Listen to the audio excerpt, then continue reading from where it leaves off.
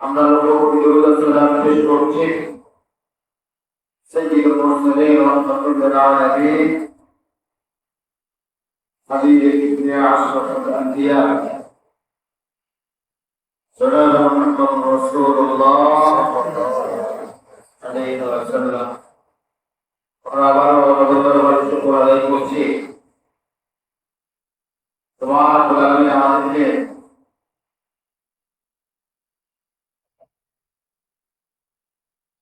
অসংখ্য মানুষ তাদের বন্ধু ব্যস্ততায় রয়েছেন,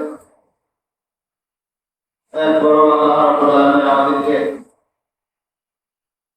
তার গোলাম হিসেবে কবুল করেছেন। আমরা বলছি আলহামদুলিল্লাহ।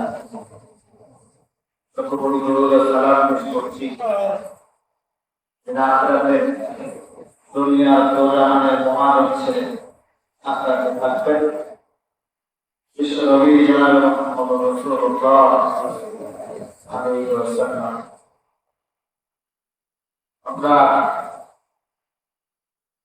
এই সপ্তাহে সবচেয়ে একটি ঘটনা দেখেছি বাংলাদেশের উত্তরায় অসংখ্য শিশু ইন্তেকাল করেছে। আমরা দোয়া করি আল্লাহ রাব্বুল আলামিন ওই সন্তানদেরকে শহীদের মর্যাদা দান করুন। যে শিক্ষিকা মারা গিয়েছেন আমরা দোয়া করি আল্লাহ তাআলা তাকে শহীদের মর্যাদা দান করুন। আমরা লক্ষ্য করেছি সামান্যতম একটু আগুনে আঁকি দিয়ে একদম সংস্কৃতি পাওয়া যাচ্ছে না, যে বন্ধুগুলো বন্ধুত্ব করতে গিয়েছিলাম সে হলো পৃথিবী আগে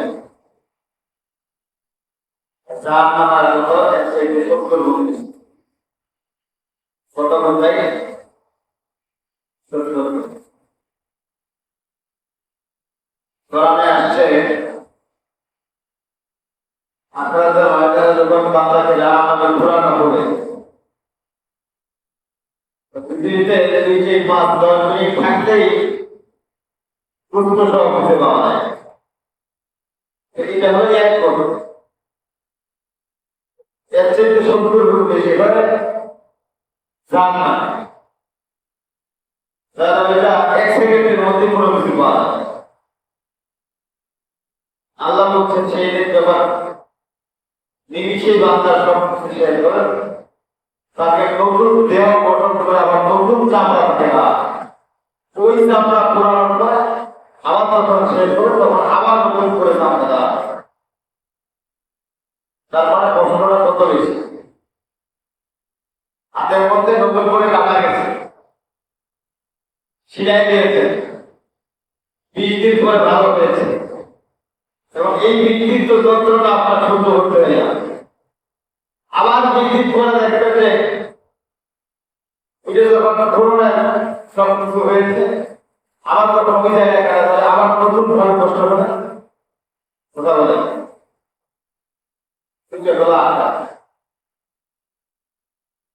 আমরা আখেরাত দেখে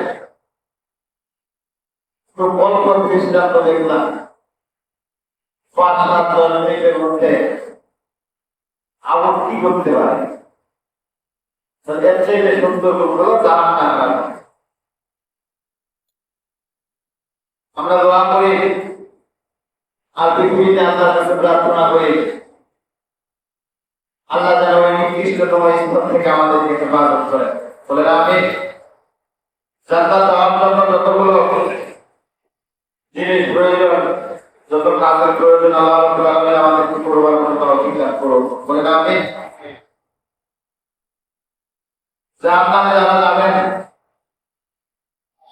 একাধারে 40 বছর ধরে যদি জাহান্নামে রক্ষক থাকবেন তাহলে মূল দায়িত্বটি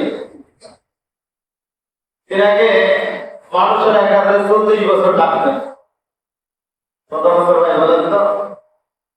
সবাই একটু বলে 40 বছর ধরে রাখবে একটা রাত থাকবে।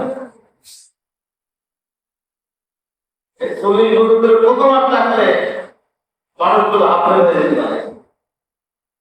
শুধু শুনবেন না, 40 বছর পরে একদিন শুনবেন। আল্লাহ তাআলা কোরআনে বলেছেন আকসারু ফিকা ওয়ালা তুকাল্লিমু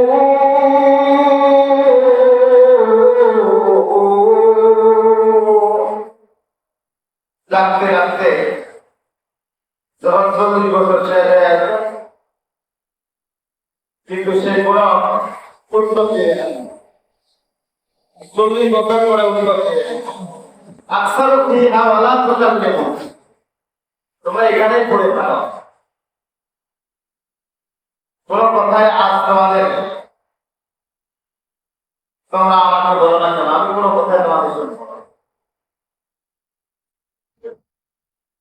এখানে তোমরা পড়ে থাকো ডাক থেকে 40 বছর ধরে 40 বছর পর একটা ডাক শুনলাম শোনার পরে উন্নত হচ্ছে এখানে তোমরা পড়ে থাকো তোমাদের কোনো কথায় আমি শুনতে যাচ্ছি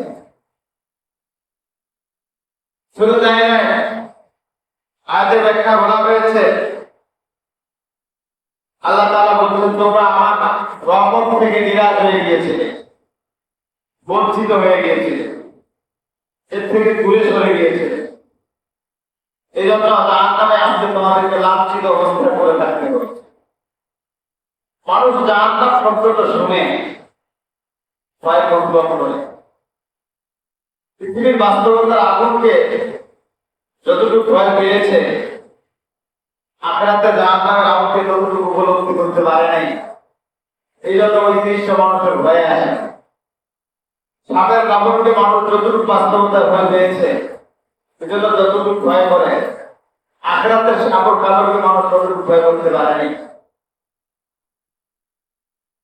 যদি একবার উপলব্ধি করতে পারত পৃথিবীতে যেটা সিম্পটম দেওয়া হয়েছে এটাকেই যদি মানুষ মনে করতো যে আখিরাতে এই ধরনের শান্তি আমাদেরকে দেওয়া হবে তাহলে নিশ্চিত মানুষগুলো পরিবর্তন করতে হবে আনাস ইবনে মালিক রাদিয়াল্লাহু তাআলা আনহু বর্ণনা করেন রাসূল সাল্লাল্লাহু আলাইহি ওয়াসাল্লাম বলেছেন কিয়ামতের দিনে জাহান্নামীদের মধ্য হতে এক ব্যক্তিকে আনা হবে তিনি জাহান্নামে দীর্ঘদিন থেকেছিলেন যে পৃথিবীতে অত্যন্ত আরাম এবং আয়েশের সাথে বসবাস করছিলেন মানে কোনদিন তার অভাব অনটন ছিল না দুঃখ ছিল না ওষুধ ছিল না অসুস্থতায় কাতরা ছিল না এমন ব্যক্তি পৃথিবীতে আছে না কথা বলে না সুখ খায় ঘুষের মধ্যে আছে দেখবেন যে অসুস্থতা নেই প্রত্যেককে 5 টাকা লাভ করে পকেটে 30 টাকা থাকে 10 টাকা লাভ করে এমন ব্যক্তিগুলোর অসুস্থতা বেশি হয় একটু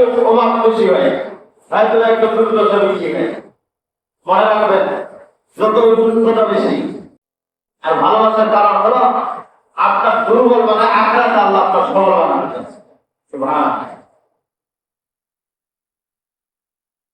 আল্লাহ রাসূল বলছেন জাহান্নামে দীর্ঘদিন থাকবার পরে পৃথিবীতে যাকে কোনোদিন ক্লান্ত করে নাই যিনি আরাম আয়েশের সাথে যাপন করছিলেন অতঃপর তাকে ক্ষণিকের জন্য জাহান্নামে রেখে আবার বের করে আনা হবে অর্থাৎ কিছু সময়ের জন্য রাখা হবে আবার ওখান থেকে বের করে আনা হবে আর তাকে জিজ্ঞাসা করা হবে পৃথিবীতে তুমি যত আরাম আয়েশে ছিলে যত সুখ শান্তিতে ছিলে এখন তুমি বলো তো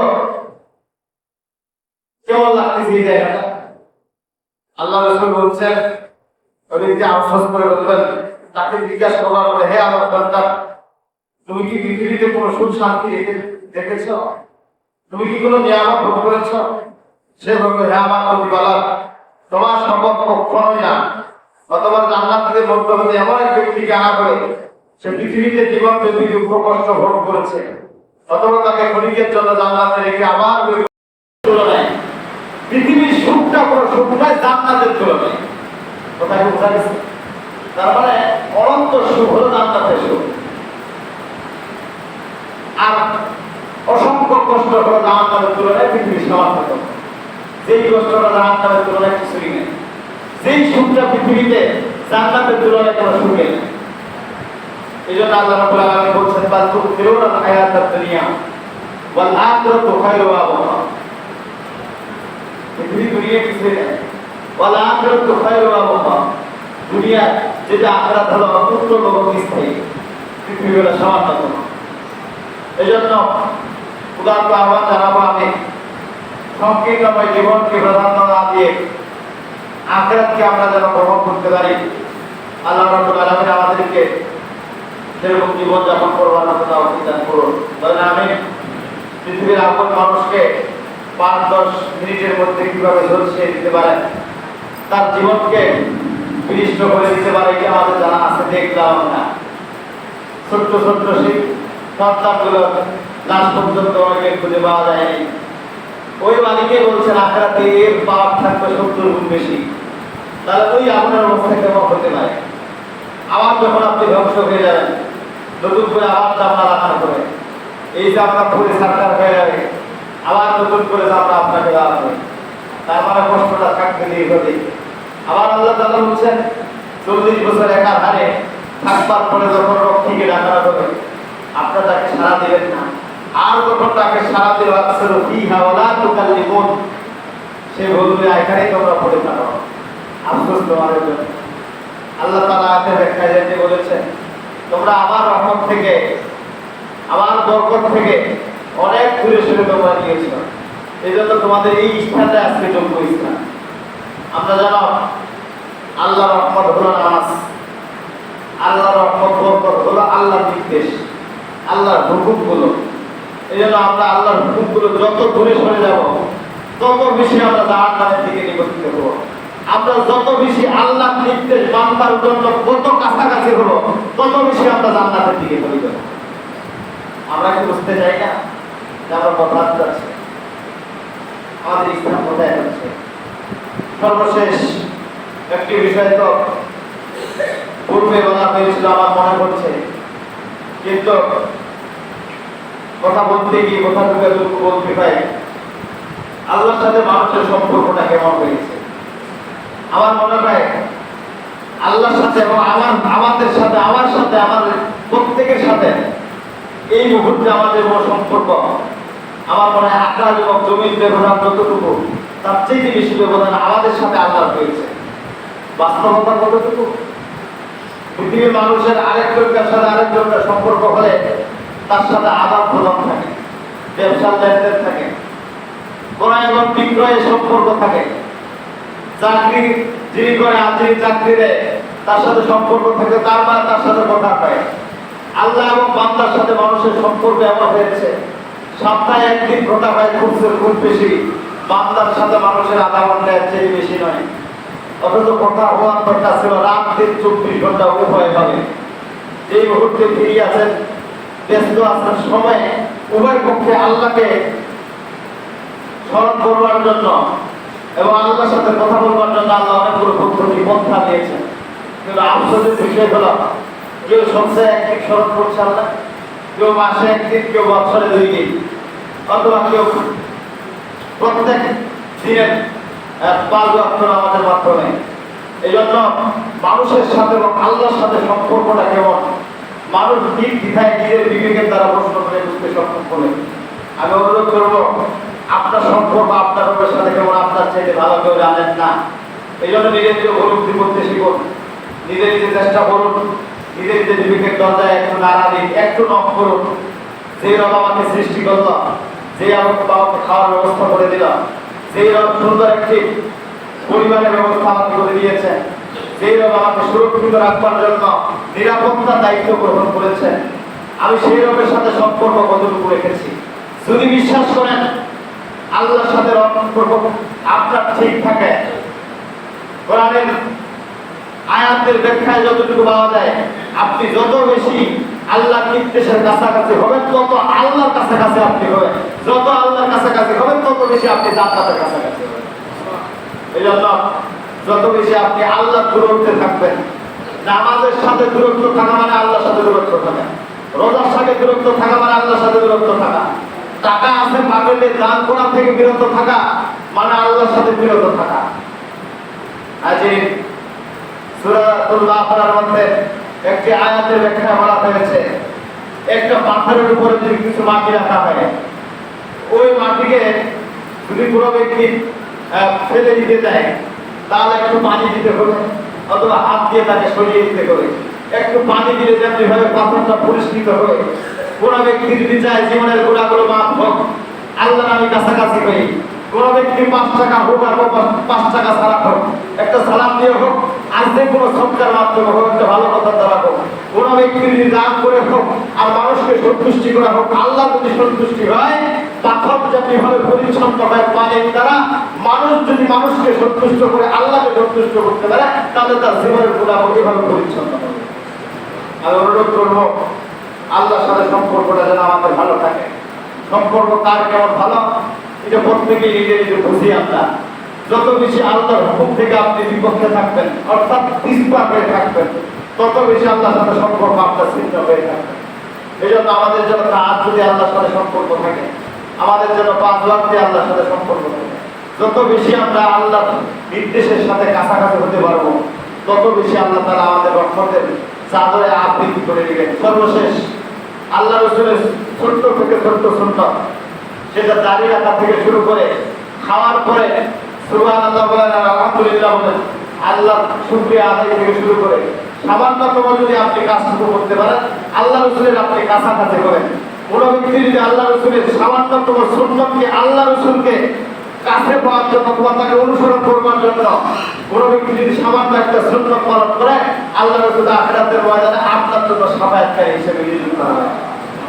আমি অনুরোধ করব 10 কথার 1 কথা হিসেবে আমরা যদি আল্লাহর কাছাকাছি হতে চাই, নির্দ্বিধায় আল্লাহর নির্দেশগুলো মেনে নেওয়া যাবে তো নাকি?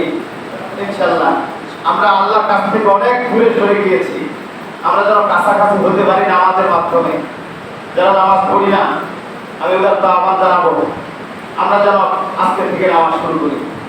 পাকেটে টাকা আজকে গ্রহণ হচ্ছে, আজকে মরে গেলে আপনার পক্ষ থেকে দান করা বন্ধ হয়ে যাবে।